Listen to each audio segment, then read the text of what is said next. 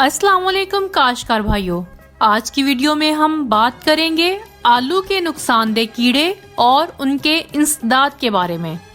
चोर कीड़ा यानी कि कटवर्म, इसका नुकसान ये है कि सुंडी नन्हे पौधों को रात के वक्त सतह जमीन के करीब से काट देती है और दिन के वक्त जमीन में छुपी रहती है। पौधे के बलाई हिस्से जब सख्त हो जाते हैं और नीचे आलू बन जाते हैं तो आलू खाना शुरू कर देती है और आलू को अंदर से खोखला कर देती है।